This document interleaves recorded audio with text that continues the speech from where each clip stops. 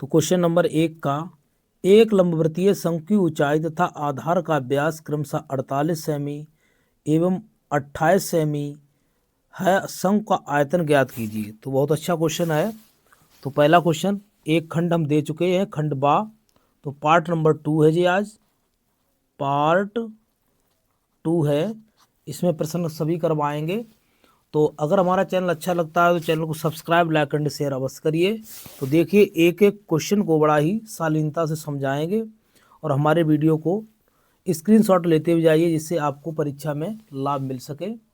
और कोई त्रुटि हो तो हमें कमेंट बॉक्स में अवश्य बताएं, सुझाव दें। तो इसने दिया है, सबसे पहले दिया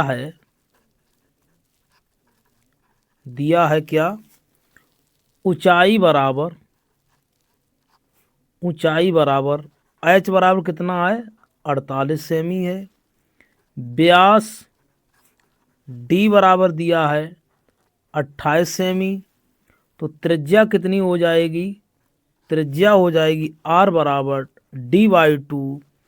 तो 28/2 14 सेमी।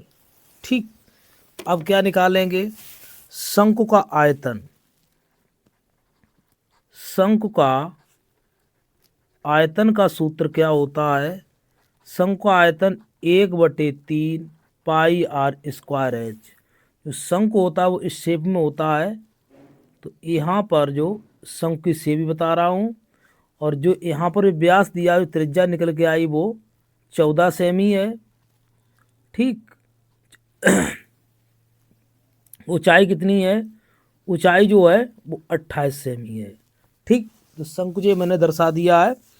अब इसमें हम मान रखेंगे, तो बराबर 1/3 पाई का मान 22/7, आर का मान 14 का स्क्वायर, एच का मान कितना आया है, 28 सेमी।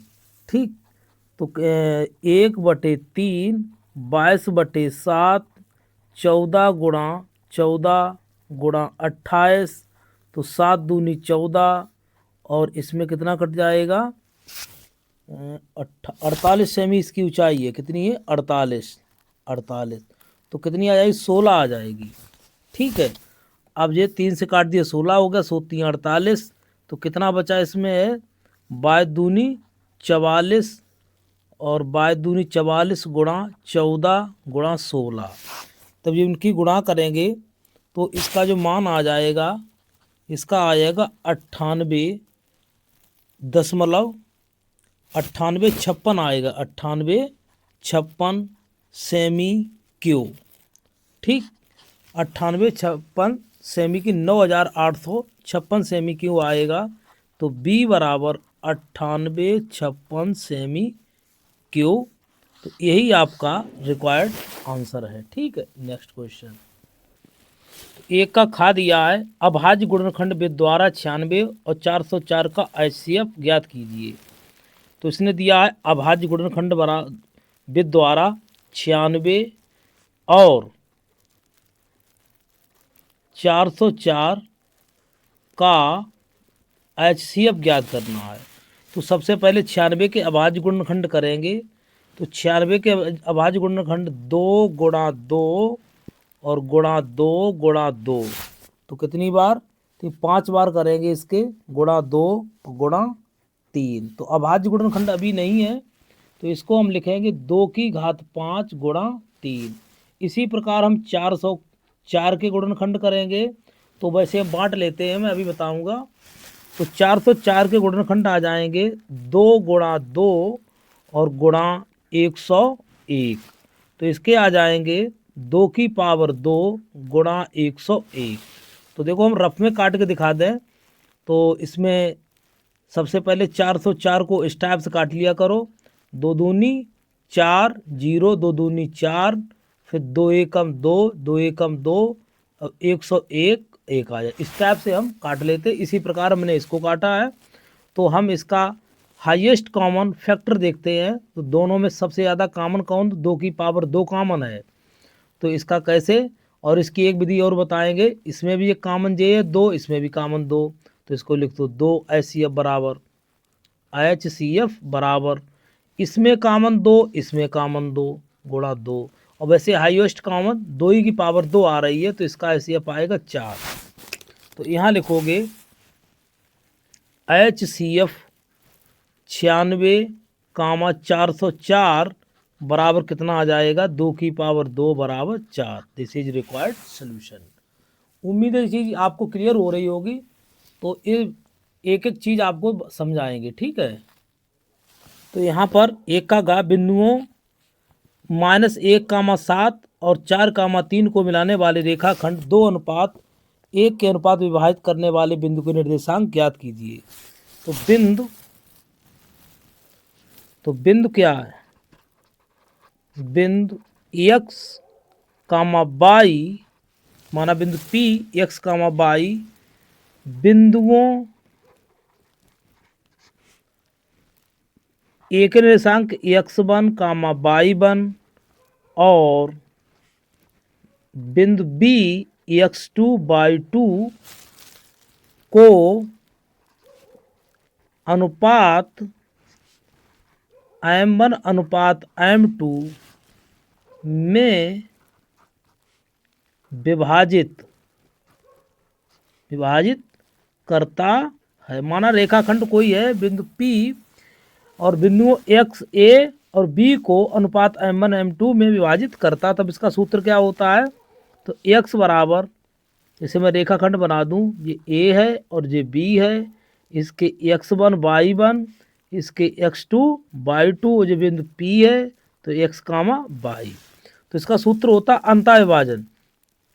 अंतःविभाजन होता है x m1 x2 m2 x1 बटे m1 प्लस m2। तो इसके मान भर दीजिए।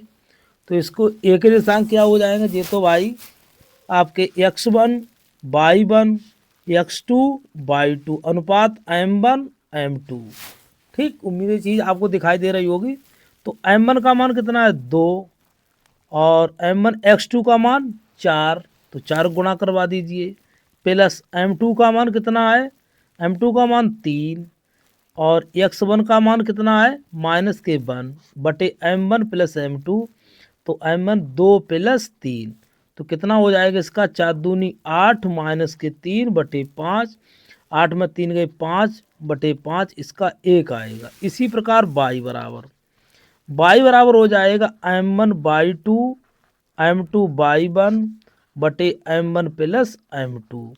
तो m1 का मान कितना दिया है 2, y2 का मान कितना दिया -3 प्लस m2 का मान दिया 3 और y1 का मान 7 बटे m1 प्लस m2 2 प्लस 3, 3 दूनी 6, 7 तियो 21 बटे 5। तो इसका आ जाएगा 15 बटे 5, 5 तियाँ 15। तो इसके निर्देशांक मिल जाएंगे। y बराबर कितना मिले, x बराबर तो आपका आया है, x बराबर आया है 1 और y बराबर कितना आया 3। तो x, y के निर्देशांक कितने हो जाएंगे, 1, 3। This is required solution. ठीक, क्लियर हुआ जी। उम्मीद है ये भी बात आपको समझ में आई होगी। नेक्स्ट क्वेश्चन नंबर 1 का घा, इसने क्या कहा है, यदि साइन अल्फा बराबर 1/2 कॉस बीटा बराबर 1/2 तो अल्फा प्लस बीटा का मान कितना होगा।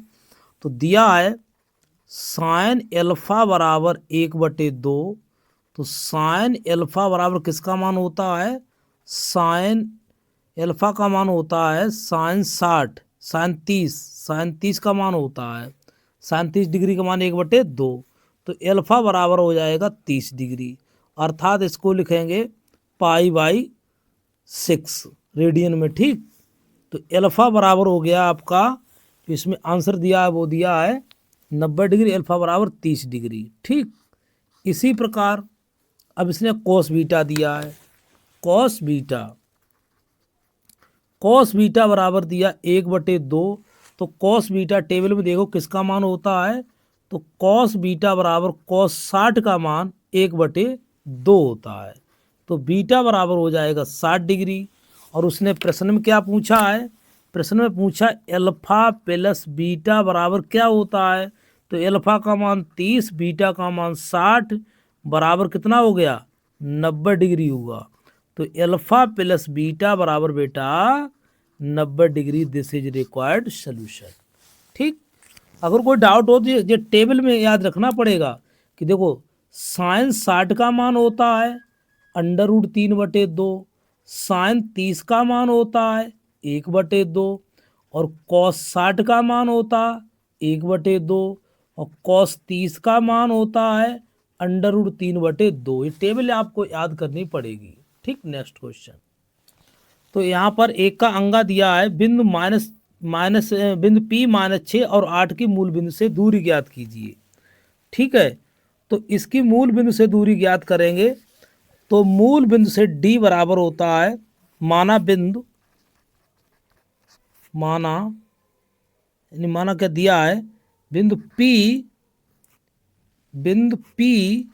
x, y की मूल बिंदु 0,0 से दूरी D बराबर √x -0 का होल स्क्वायर और y -0 का होल स्क्वायर मूल बिंदु से। और वैसे तो दो बिंदुओं के बीच की दूरी सूत्र क्या होता है वो आपको पता होगा, और दो बिंदुओं के बीच की दूरी D बराबर √x2 - x1 का whole square plus y2 - y1 का होल स्क्वायर। या लिख दें, दो बिंदु हैं, इसका नाम A और B, x, y, x1, y1 और x2, y2, तो बीच की दूरी जो हुई। तो D बराबर सूत्र होता √x2 - x1 का होल स्क्वायर y2 - y1 का होल स्क्वायर। अब जैसे मैं रेखाखंड ले रहा हूँ यहाँ पर, अब सही से बता दें इसके लिए, फिर -6, 8 और मूल बिंदु है 0, इसका नाम P, इसका नाम Q, और D बराबर निकालना है। तो D बराबर √x2, तो x2 हो जाएगा 0 -+6 का होल स्क्वायर, y2 हो जाएगा 0 -8 का होल स्क्वायर।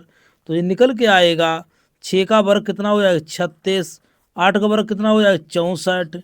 तो इसको जब जोड़ेंगे 36, 64, 100, तो इसका हो जाएगा 10 मात्रक। इसका वर्गमूल लिया, क्या लिया है, वर्गमूल। तो मूल बिंदु से दूरी, अतः मूल बिंदु से और दूरी कितनी आ जाएगी 10 मात्रक। ठीक, तो मूल बिंदु से दूरी हो जाए बिंदु, इसे और भी दर्शा दे, बिंदु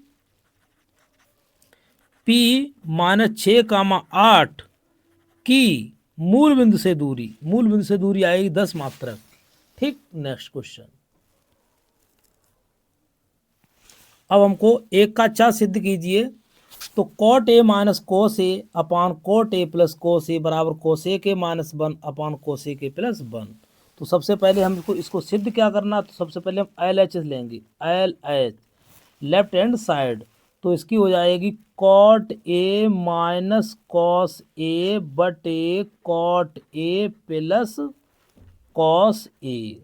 तो इसमें हम cot थीटा का सूत्र होता है, चूँकि cot थीटा बराबर होता है cos थीटा बटे sin थीटा।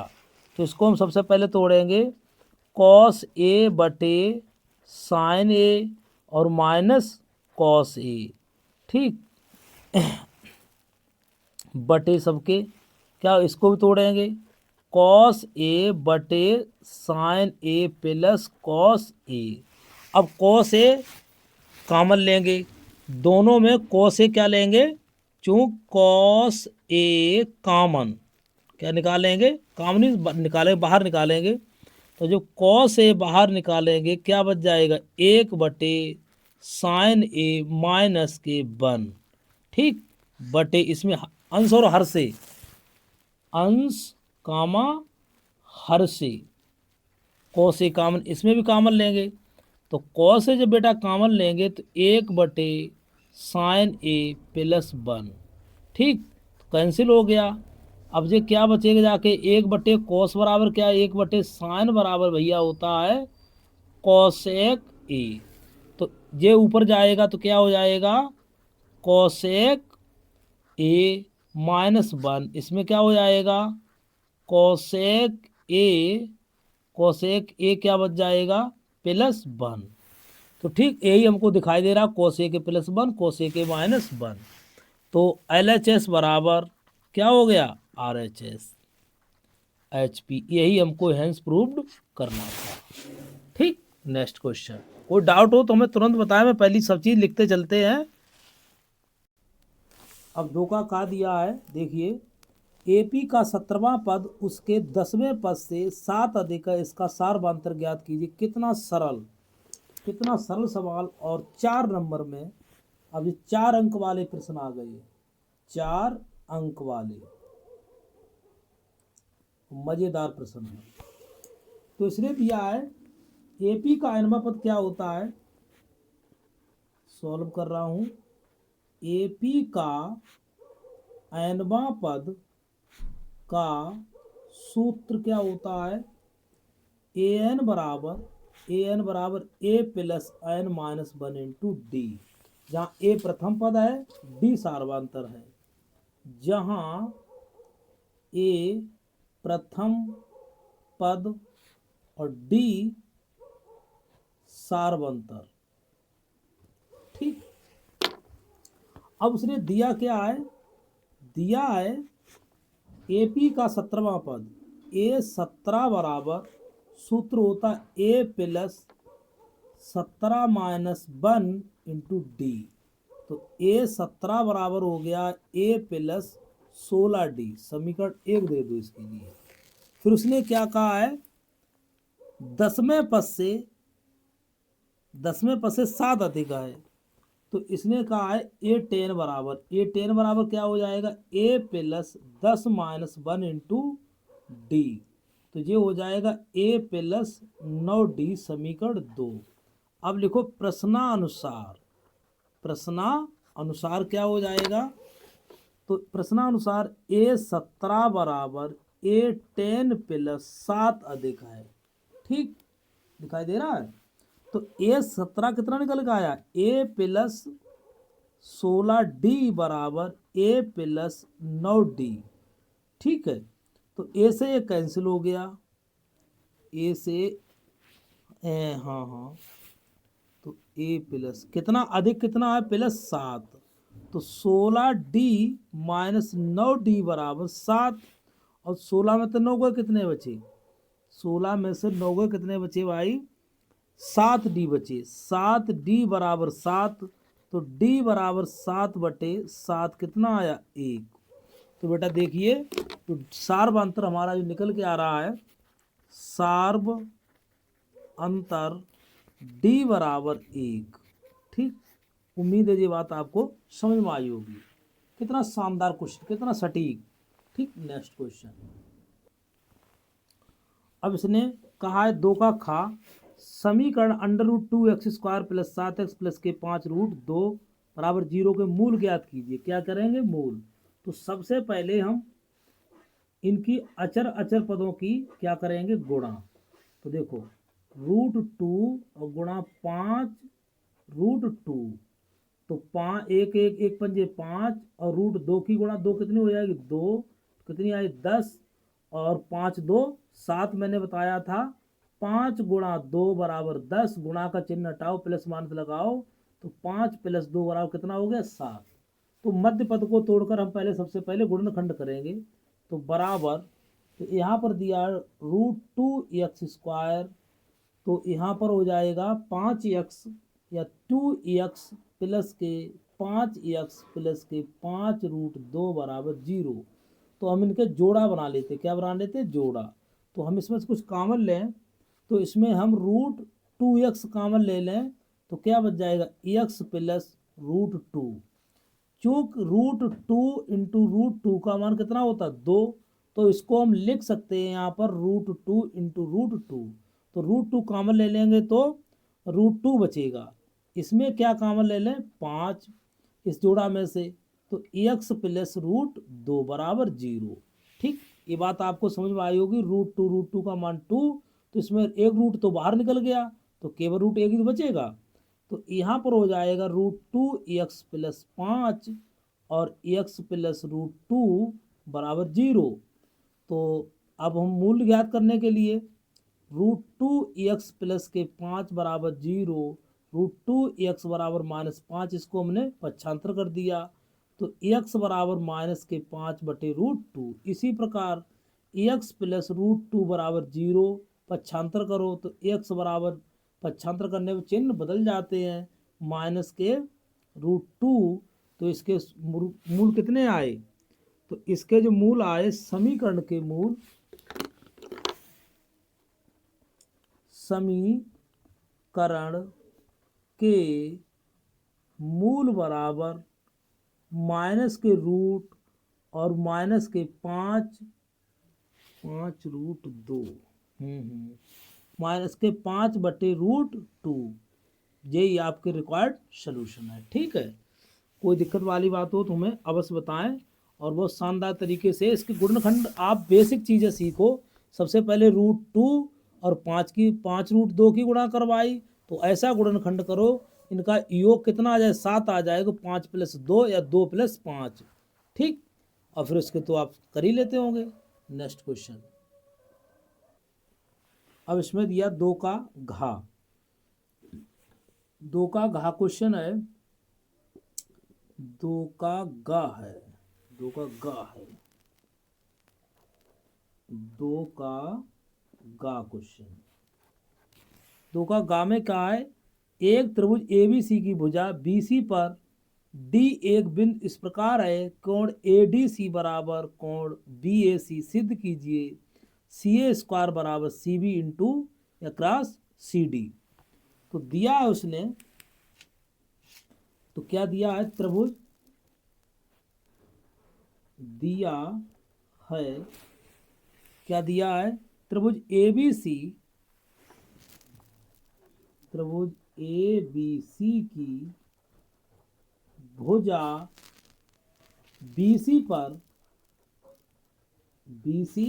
पर D एक बिंदु इस प्रकार है कि कोण ADC बराबर कोण BAC, ये उसने दिया है। हमको सिद्ध क्या करना है, अब हमको सिद्ध करना है CA² बराबर CB गुणा CD, इतना हमको प्रूफ करना है। तो हम एक चित्र बना लेते हैं त्रिभुज का, जो दिया उसने उसकी आधार पर हम चित्र बनाते हैं। एक त्रिभुज है ABC, ठीक है, क्या है, त्रिभुज A और B और C। ठीक, तो चित्र आपका दिया गया है त्रिभुज ABC,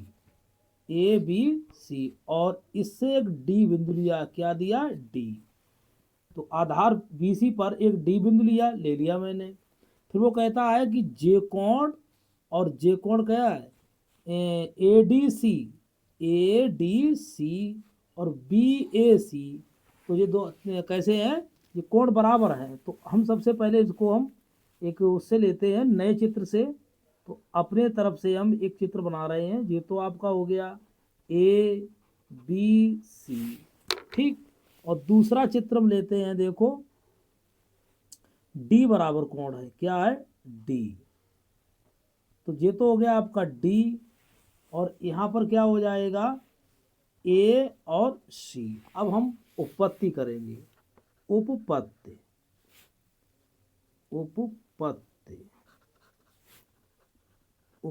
क्या हो जाएगी इसकी, कितनी शानदारी से दिखाएंगे अभी आप उपपत्ति। तो अब लेंगे त्रिभुज ABC तथा त्रिभुज ADC में।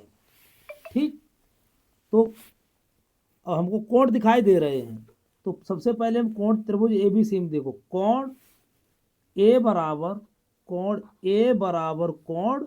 D, देखो जे वाला कोण हमको ये क्या है, दिया है। दिया है तो इसको नाम दे दिया मैंने एंगल। ठीक, उसके बाद में कुछ और मिल रहा तुमको है, कोण सी बराबर कोण सी उभयनिष्ठ है। क्या है? उभयनिष्ठ। तो ये भी आपका कोण ए हो गया है। अब त्रिभुज समरूप हो रहे हैं। कैसे हो रहे हैं? त्रिभुज समरूप हो गए। त्रिभुज ए बी सी समरूप त्रिभुज ए डी सी। किससे? ए समरूपता समरूपता नियम से। ठीक, ये भी आपको बात समझ में आई होगी। अब जब त्रिभुज समरूप हो गए हैं तो संगत भुजाएं कैसी होती? समानुपाती में। जब त्रिभुज समरूप हैं तब उनकी संगत भुजाएं समानुपाती होती हैं। ठीक, जब समानुपाती होती हैं तो देखो कितनी अच्छी बात मिली है। तो देखो, अब ये भुजाएं ले लो, ये भुजा किसके बटे में होगी? इसके भुजा। ये भुजा आपके इसके बटे में होगी, ये भुजा इसके बटे में होगी, अनुपात में होगी। ठीक, तो भुजा लेते हैं। देखो, ए बी बटे ए डी बराबर ए सी बटे डी सी बराबर बी सी बटे ए सी। अब दो भुजा ले लेते हैं। क्या? दो भुजाएं लेंगे, हमारा काम हो जाएगा। तो हम देखो यहाँ से लेते हैं, तो ए सी बटे डी सी और बी सी बटे ए सी। अब कैची गुणा करवा दीजिए, तो ए सी स्क्वायर बराबर क्या हो जाएगा? B C into D C. B C या सी बी कर लो, C B cross C D. ठीक, तो यही हमको प्रूफ करना था, ये हमको प्रूफ करना था, हमारा सिद्ध हो गया। तो एच पी। ठीक, देखो वहां समझ नहीं आ पाया तो यहाँ ऊपर कर रहा हूँ नोट। तो देखो, ए सी बटे डी सी बराबर बी सी बटे ए सी। तो कैची गुणा कर दे तो ए सी स्क्वायर बराबर हो जाएगा, बी सी को सी बी लिख देंगे और डी सी को सी डी लिख देंगे। यही हमारा प्रश्न पूछा रहा था, हेंस प्रूव्ड। कोई डाउट हो तो मैं कमेंट बॉक्स में। अब सबसे पहले त्रिभुज समरूप करेंगे। मैंने दो चित्र इसलिए दिए हैं कि आपको कोई दिक्कत ना हो। ठीक है, इस चित्र में थोड़ी दिक्कत होती तो मैंने इसके लिए अलग अलग लिख दिया है। और ये कितने नंबर का है? 4 अंक का है। 4 अंक को छोड़ के मत आना भैया, यही बहुत इंपॉर्टेंट क्वेश्चन होते हैं। नेक्स्ट क्वेश्चन, क्वेश्चन नंबर 2 का, एक चतुर्भुज ए बी सी डी किसी वृत्त के परगत खींचा गया जिस, तो सिद्ध कीजिए A B plus C D और बराबर A D plus B C. तो दिया है। अब ओ केंद्र वाला पहले वृत्त बना लें। ठीक है, पहले हम चित्र बना रहे हैं। तो हमने यहाँ पर ओ केंद्र वाला एक वृत्त खींच लिया है और वृत्त के चारों तरफ एक मैंने चतुर्भुज बनाया है। तो दिया है एक चतुर्भुज ए बी सी डी किसी परगत वृत्त के परगत खींचा गया है, सिद्ध कीजिए A B plus C D और बराबर A D plus B C. तो सबसे पहले हम कैसे इसको सिद्ध करेंगे? तो दिया है ओ केंद्र वाला वृत्त, ओ केंद्र वाला वृत्त के परगत एक चतुर्भुज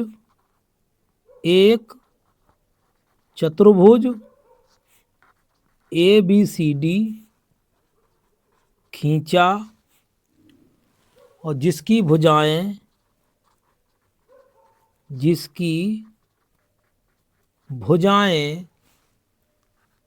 ए बी, देखो A B comma B C comma C D comma D A तथा डी ए हैं। ठीक, और इसी के साथ में वृत्त को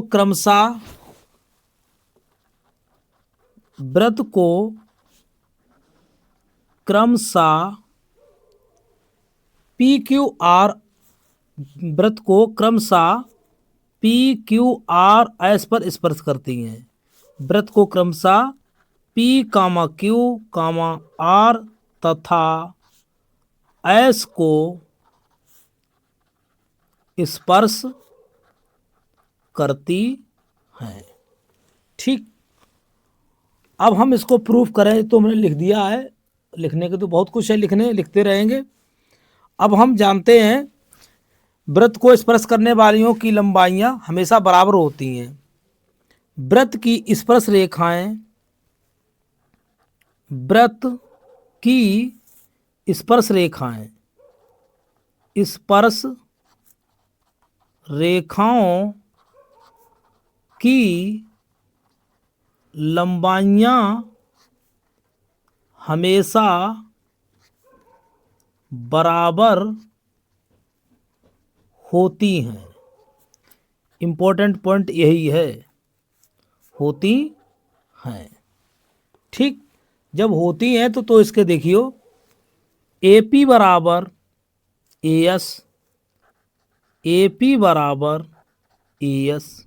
ठीक, समीकरण 1 ए पी बराबर ए एस। इसी प्रकार बी पी बराबर पी बी बराबर क्या हो जाएगा, बी क्यू, समीकरण 2। ठीक, अच्छा, इसी प्रकार हमको सिद्ध करना A B C D. R C बराबर क्या हो जाएगा, सी क्यू, समीकरण 3। इसी प्रकार आर डी बराबर या डी आर बराबर क्या हो जाएगा, डी एस, समीकरण 4 हो जाएगा। ठीक,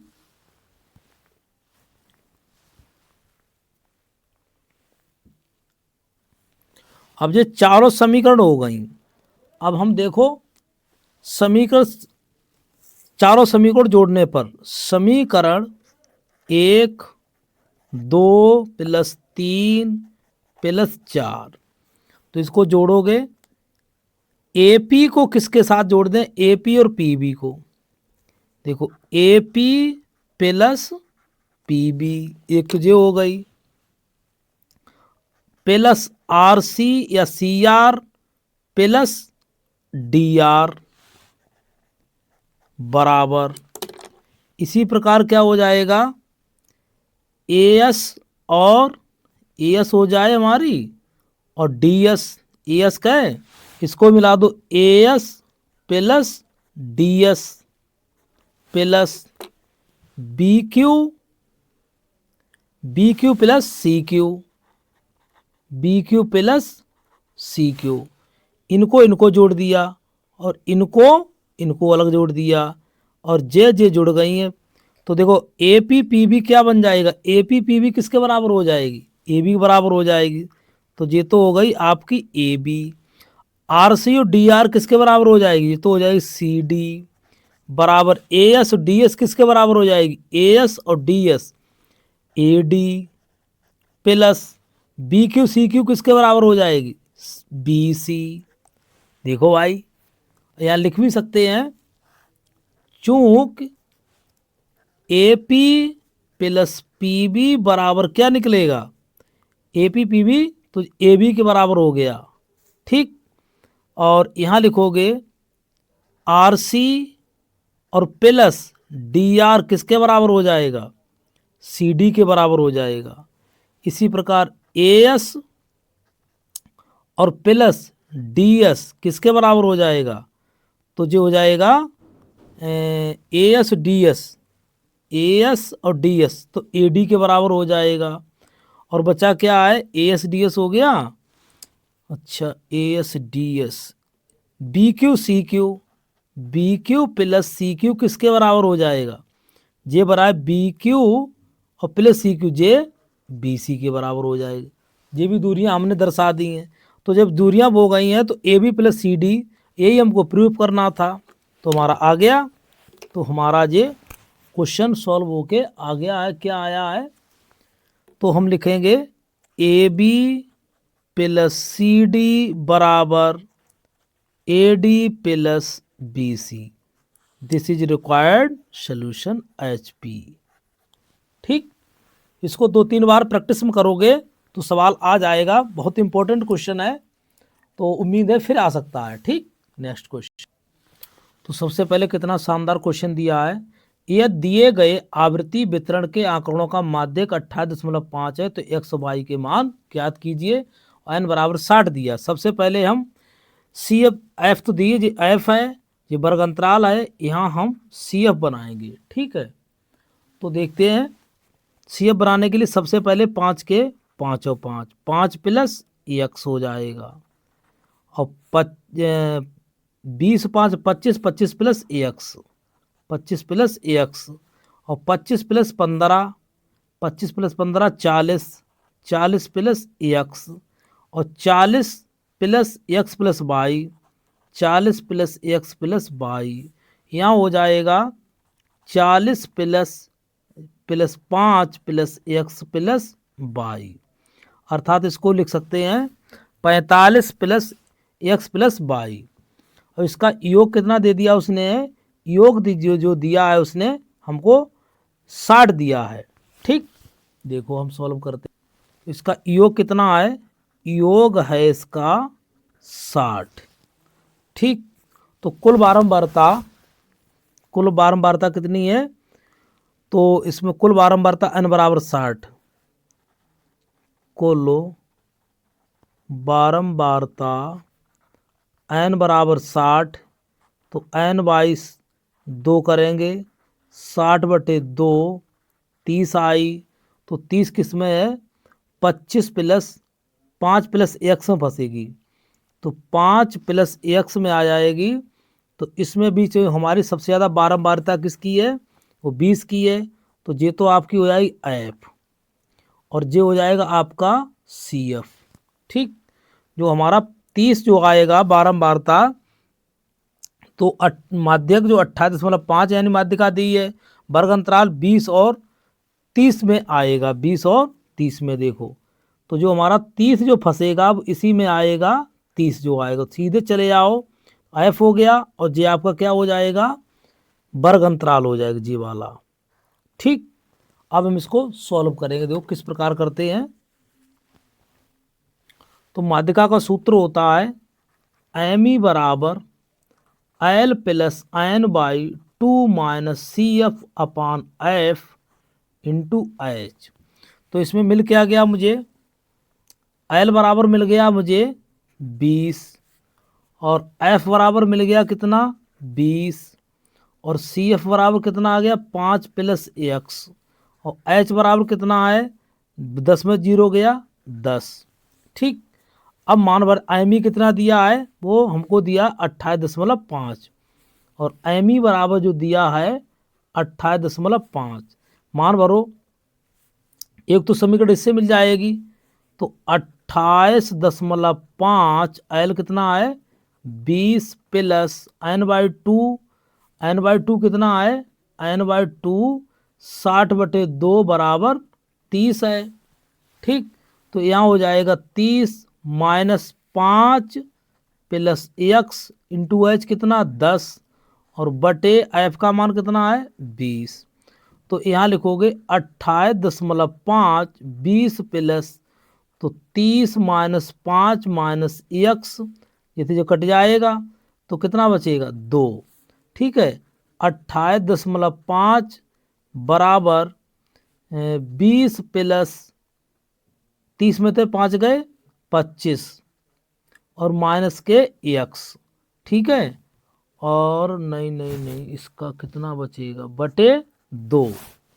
ठीक, अब 25 30 में तो 5 गए 25 माइनस एक्स, तो अब यहाँ पर क्या हो जाएगा 28 दूनी 20 दूनी 40, 28 दूनी इसके लासा ले लेते हैं, तो 28.5 20 दूनी 40 प्लस के 25 माइनस एक्स बटे 2, इसके गुणा करवा 28 दूनी 56, 57 बराबर कितने हो जाएंगे 57, 5 65, और 65 माइनस एक्स, और यह पक्षांतर करोगे तो पक्षांतर करने पर माइनस एक्स बराबर, तो 57 माइनस 65, तो माइनस x बराबर आ जाएगा आपका 15 में तो 7 गए 8, कैंसिल हो जाएगा, x बराबर 8, एक तो मान मिल गया।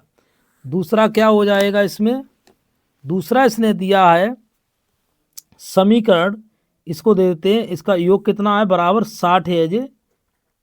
तो यहाँ दिया है एक्स प्लस वाई प्लस 45 बराबर 60, जो टोटल योग है, जो समीकरण में दिया योग है।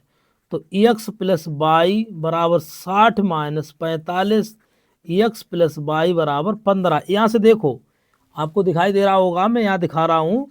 तो 45 प्लस एक्स प्लस वाई बराबर जो एन बराबर योग टोटल कितना 60 है जी, यहाँ लिख दिया इसको। ठीक है, तो हमने यहाँ ले लिया इसके लिए। तो एक्स प्लस वाई बराबर 15 आ गया। अब समीकरण इसको दे दो एक, एक्स का मान, इसको समीकरण एक दे दो, इसको दे दो 2, एक्स का मान समीकरण एक से, तो क्या रखोगे 8 प्लस वाई बराबर 15, तो वाई बराबर 15 माइनस 8, तो कितना आ जाएगा वाई बराबर 7। ठीक, तो हमारे जो मान मिल गए हैं, तो एक्स बराबर मिल गया 8 और वाई बराबर 7, यही एक्स वाई के मान हमको मिल गए हैं। ठीक, उम्मीद है ये बात आपको क्लियर हुई होगी। n/2 यहाँ पर है, कोई डाउट हो तो बहुत इंपॉर्टेंट सवाल है, इसका स्क्रीनशॉट ले लें और पूरा नोट कर लें। इसके लिए बिना नोट किए हो कुछ भी समझ में नहीं आएगा। ठीक है, नेक्स्ट क्वेश्चन यहाँ पर। अब क्वेश्चन नंबर 1 चा, किसी कारण 12 पेन खराब 132 अच्छे पेनों में से मिल गए हैं, केवल यह देखकर नहीं बताया जा सकता है कोई पेन खराब है या अच्छा। इस मिश्रण में से एक पेन यादृच्छया निकाला जाता है, निकाले गए पेन के अच्छे होने की प्रक्रिया क्या है। देखो इन्होंने दिया है मिश्रण में, तो इसमें क्या हो जाएगा, कुल पेनों की संख्या, इसमें खराब पेनों की संख्या कितनी है 12, अच्छे पेनों की संख्या कितनी दी है 132, कुल पेनों की संख्या कितनी है 144। ठीक है, अब अच्छे पेनों के पूछता है, तो अनुकूल अच्छे पेनों की प्रक्रिया पूछ रहा है। 132 पेन अच्छे हैं, 132 पेन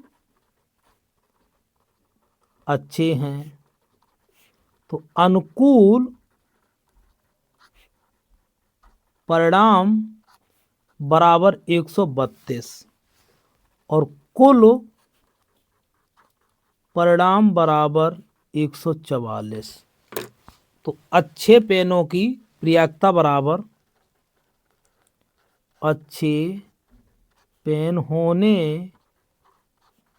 की प्रक्रिया बराबर अनुकूल परिणाम बटे कुल परिणाम।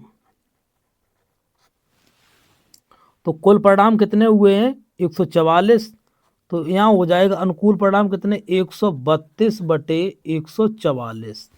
तो यहाँ कटपट कितने आएगा, तो यहाँ 11 एकम 11, 11 दूनी 22, 11 एकम 11 और 11 एकम 11, 12 एकम 12 आ जाएगा, 12 एकम 12, 12 12 144। तो इसकी आएगी 11 बटे 12।